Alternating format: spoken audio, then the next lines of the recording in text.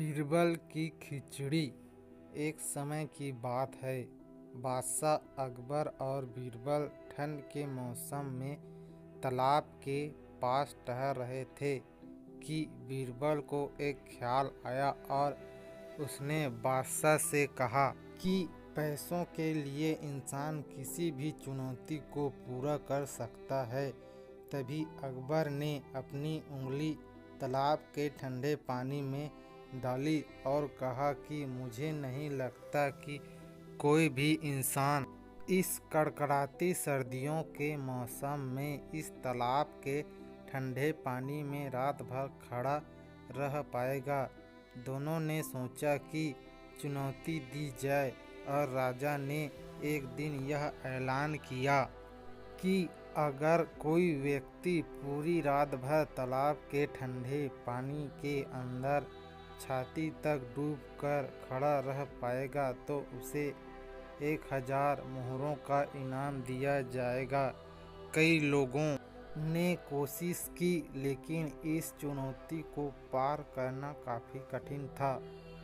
फिर भी एक गरीब ब्राह्मण ने इस चुनौती को स्वीकार किया, क्योंकि उसको अपनी बेटी के विवाह के लिए धन की ज़रूरत थी। जैसे तैसे करके उसने कांपते ठिठुरते रात निकाल ली। रात भर पहरेदार भी उस पर नज़र बनाए हुए थे, लेकिन उसने चुनौती पूरी की और सुबह बादशाह अकबर से अपना अर्जित इनाम मांगा। अकबर ने हैरान होकर पूछा कि तुम इतनी सर्द रात में पानी के अंदर कैसे खड़े रह पाए। ब्राह्मण ने कहा कि मैं दूर आपके किले के झरोखे पर जल रहे दिए का चिंतन कर के खड़ा रहा और यह सोचता रहा कि वह दिया मेरे पास ही है। इस तरह दिए की लौ ने मुझे ठंड से बचा लिया और रात बीत गई। अकबर ने यह सुनकर तुरंत इनाम देने से मना कर दिया और यह तर्क दिया कि उसी दिए की गर्मी से तुम पानी में रात भर खड़े रह सके, इसलिए तुम इनाम के हकदार नहीं।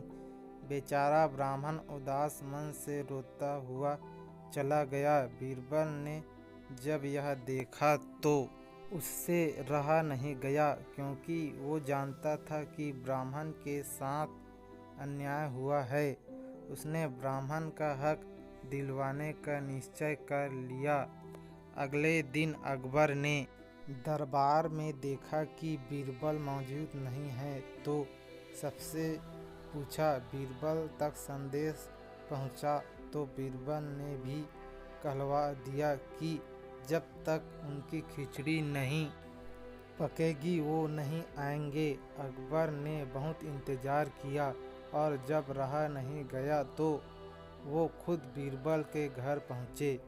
उन्होंने देखा कि बीरबल ने जानबूझकर खिचड़ी का पात्र आग से काफ़ी ऊंचा लटकाया। अकबर देखकर बोल पड़े कि मूर्ख, इतनी ऊपर बंधी हांडी को तपन कैसे मिलेगी? हांडी को नीचे बांध, वरना खिचड़ी नहीं पकेगी। बीरबल ने कहा, पकेगी पकेगी, खिचड़ी पकेगी, आप धैर्य रखें। इस तरह दोपहर से शाम हो गई और अकबर लाल पीले हो गए और गुस्से में बोले, बीरबल, तू मेरा मजाक उड़ा रहा है। तुझे समझ नहीं आता, इतनी दूर तक आँच नहीं पहुँचेगी। हांडी नीचे लगा। तब बीरबल ने कहा कि अगर इतनी सी दूरी से अग्नि खिचड़ी नहीं पका सकती तो उस ब्राह्मण को आपके किले के झरोखे पर जल रहे दिए से तपन और ऊर्जा कैसे प्राप्त हुई होगी।